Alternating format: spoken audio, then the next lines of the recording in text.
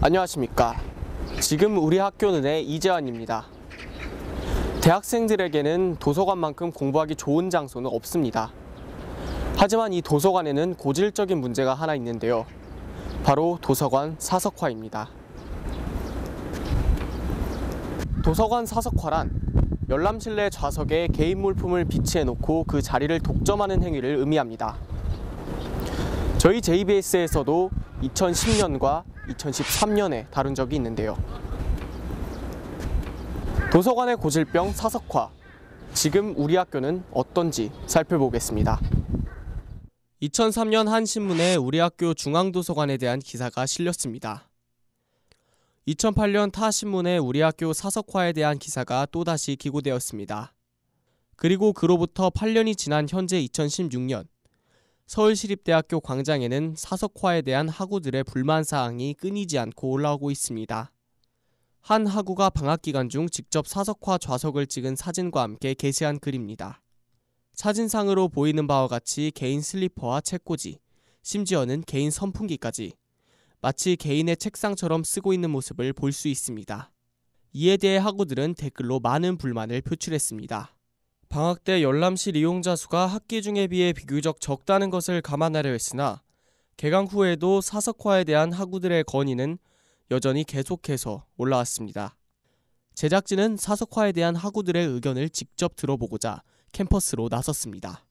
도서관은 다른 사람들도 같이 사용하는 장소인데 개인이 이렇게 사석화해서 사용하게 된다면 다른 사람들이 쓰기에 많은 불편함이 있기 때문에 사석화는 별로 좋지 않다고 생각합니다. 다른 학우분들이 또 공부를 하기에도 굉장히 불편한 것 같고 저도 경험남이긴 하지만 굉장히 또 비켜달라고 하기 또 시험 공부하시느라 그런 건 이해가 되긴 하는데 좀 다른 분들에게 피해를 안 주셨으면 좋겠습니다. 도서관 사석화는 이기주의에서 비롯된 남을 배려하지 않는 행위죠. 학우들은 대체로 타인에게 피해를 주는 사석화에 대해 부정적인 입장을 가지고 있었습니다.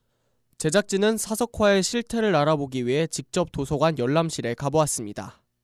제작진이 찾아가 본 결과 사석화는 구석구석 진행 중이었습니다.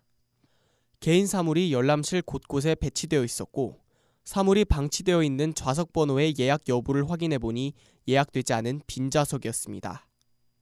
사석화 방지 공고 바로 아래에 사물이 방치되어 있는 모순적인 상황도 발견할 수 있었습니다. 저희는 현황에 대한 구체적인 이야기를 듣고자 도서관 열람 팀장님과 인터뷰를 진행했습니다.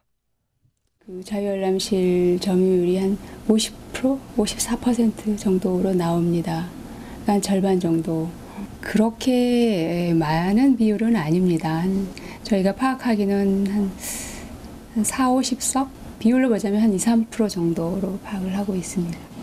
그래도 더 확산을 하거나 확산을 하는 건 좀 맞고 그다음에 또 사석화 억제 효과는 있었다고 저희는 보고 있습니다. 도서관 측의 입장은 사석화 비율이 전체 좌석의 3% 정도로 학우들의 우려만큼 높지는 않다는 것이었습니다.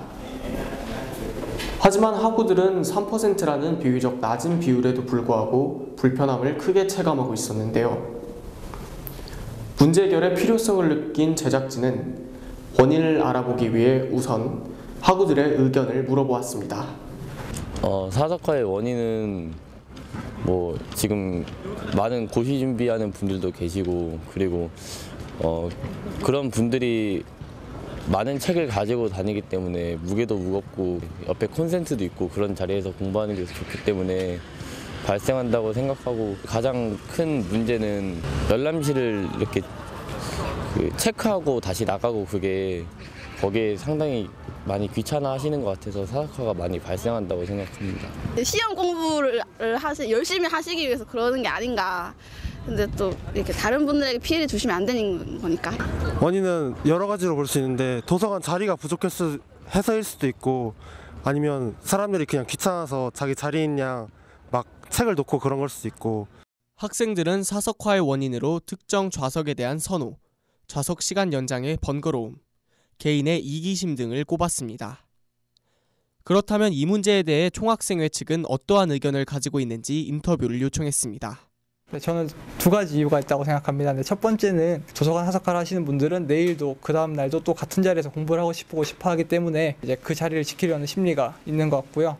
또 그 과정에는 그 복잡한 연장 반납 절차도 있는 것 같습니다. 그리고 두 번째는 1층 사물함을 쓴다던가 혹은 사물함이 너무 멀다던가 그런 경우에는 이제 그 짐을 다시 계속 왔다 갔다 하기가 힘들어서 사석화를 하게 되는 것 같습니다. 그럼 제도의 문제보다는 개인의 문제라고 말씀하시는 거세요? 네, 저는 개인의 문제라고 생각합니다. 왜냐하면 가보셨으면 알겠지만 사석화라는 게 수십 명이 하시는 건 아니고 그래도 하시던 분들이 하는 정도니까 아무래도 그런 거는 제도의 문제라기보다는 개인의 문제가 아닐까라고 생각합니다. 총학생회 측의 의견은 학생들과 크게 다르지는 않았습니다. 다만 그들은 사석화는 제도의 문제보다는 개인의 문제라는 입장에 더 치우쳐져 있었습니다. 그동안 학생들의 요청에 비해 제도적 측면에서의 큰 진전이 이루어지지 않았던 것은 사실입니다. 총학생회에서도 작년 광장에 게시한 글을 통해 사석화를 방치했다는 점에 대해서 일부분 인정했습니다. 이에 대해 올해 초부터 총학생회와 학생복지위원회, 중앙도서관이 협력하여 새로운 대책을 마련했습니다. 총학 측의 대책은 열람실별로 철거 날짜를 미리 공지한 후 정해진 일정에 따라 열람실 내부의 방치 사물을 일괄 수거하여 중앙도서관 측에 보관한다는 것입니다. 그리고 방치 사물을 수령할 시 학생증 확인을 통해 30일간 도서관 출입 금지 및 대출 정지 처분을 받게 됩니다. 그러나 1년 단위로 철거 일정이 공지되어 사전 공지일이 길다는 점, 그 점을 이용한 학생들이 공지된 철거일에만 짐을 다른 열람실로 옮겨놓아 철거를 피했다는 점에서 사석화는 여전히 해결되지 않고 있었습니다. 처벌을 피하고자 한 학생들이 철거된 개인 사물을 아예 찾아가지 않는 경우도 많아 처벌의 유효성에 대한 의문까지 남겼습니다.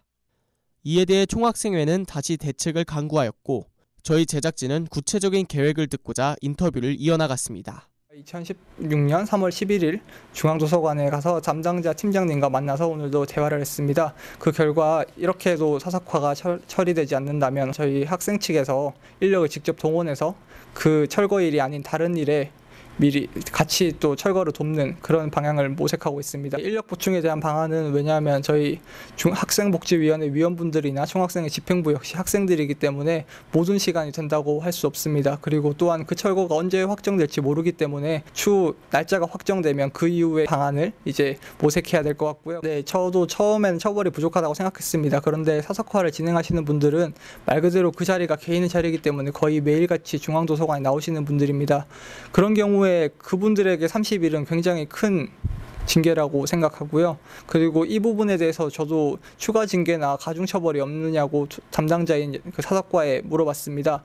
그러니까 팀장님이 하시는 말씀은 이 처벌도 충분히 과하고 아직까지는 재범이나 산범이나 이렇게 여러 차례 걸리신 분들이 없대요. 그래서 아직까지는 사례도 없고 가중처벌 계획도 없다라고 말씀하셨습니다. 비록 아직은 인력 보충과 같은 여러 현실에 부딪혀 방법을 모색하는 과정 중이었으나 총학생회 측에서는 도서관과 학부기와의 지속적이고 적극적인 연계를 통해 사석화 근절을 위한 강한 의지를 보였습니다.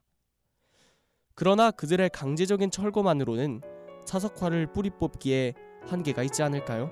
사석화 문제는 오랜 기간 동안 밑빠진 독에 물붓기 형식의 수습과 개인의 안일한 의식이 합쳐져 방치되어 왔습니다. 시립대학우 여러분, 사석화는 악습입니다. 강력하고 지속적인 대책과 학우들의 의식 개선이 이루어져야만 사석화의 악습의 고리를 끊을 수 있습니다. 이상 지금 우리 학교는의 이재환이었습니다. 시청해주신 여러분 고맙습니다.